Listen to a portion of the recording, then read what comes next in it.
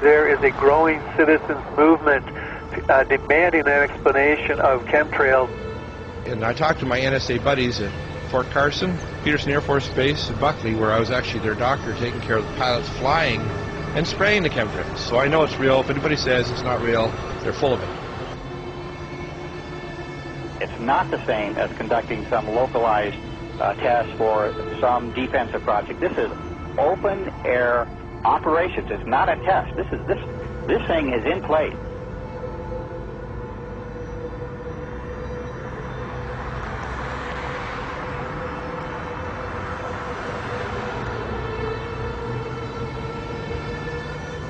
It didn't start till about 1996. Exactly.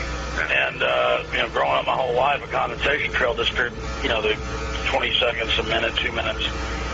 And now it can be in the summer at like 4,000 feet, and there's these big clouds behind jets. Some jets leave it behind, leave a trail behind them. Other jets at the same flight level, same altitude don't.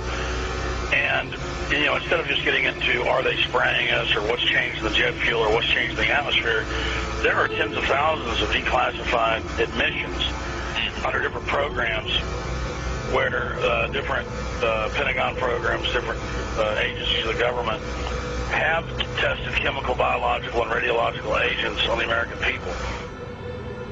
Talking about this a few years ago was extremely dangerous. Now that we have YouTube and more social networking devices, such as even Rupert's MySpace, this is really getting out in such a way that they can't control it. They must just be really, if you can use the expression, shitting themselves over this, because they can't control people now talking about the elephant in the room, what is so obvious to all of us.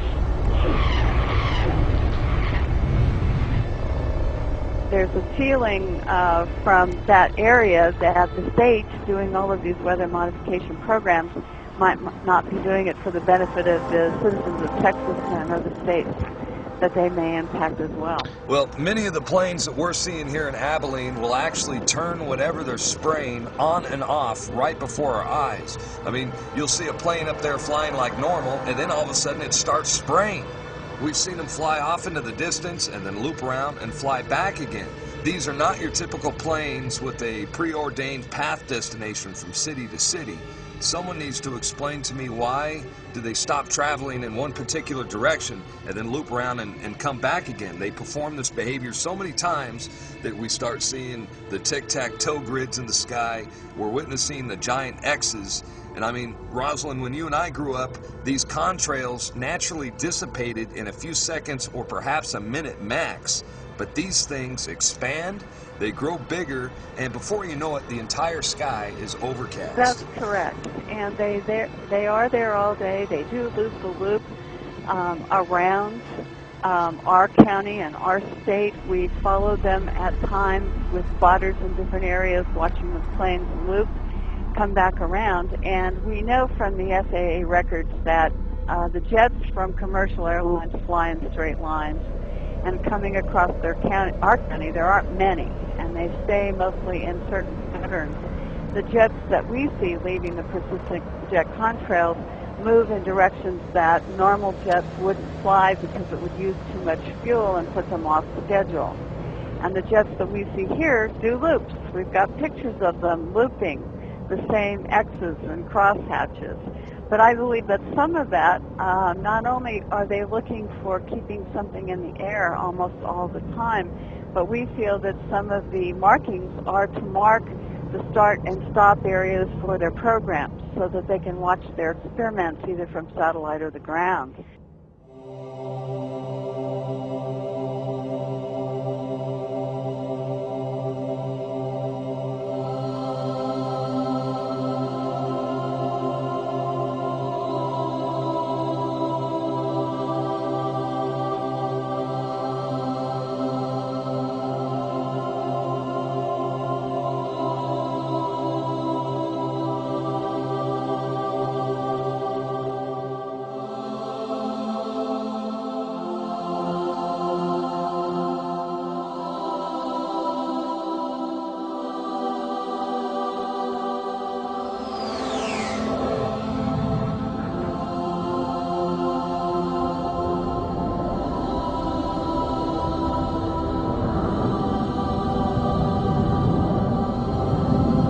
Why do they want to keep this quiet? Why aren't they talking about this? Why don't they want us talking about it? And you can only come to the conclusion that they're hiding something. Now, do you believe that this is a full-scale secret operation that includes not only the U.S. but Europe and the rest of the world?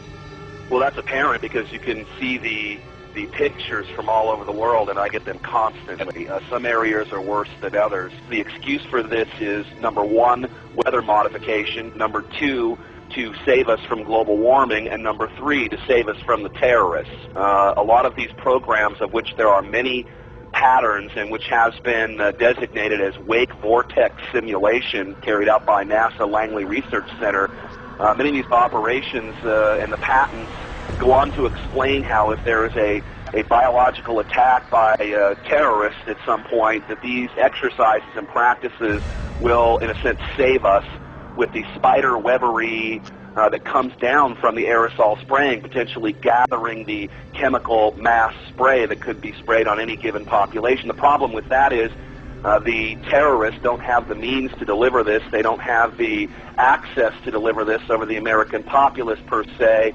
And the only people who have been doing this, that is biological experiments on the American people, is the military themselves, which has been admitted from everything from Operation Shad to the spraying that happened in San Francisco, I believe back in the 60s and the 70s, that literally killed people.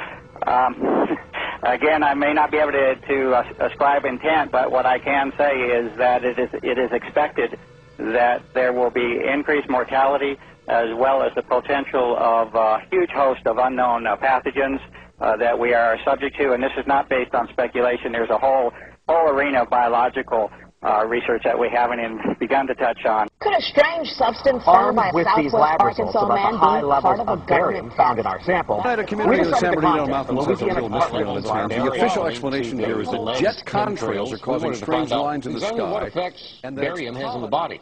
Short-term exposure can lead to anything from stomach to chest pains. Long-term exposure causes blood pressure problems.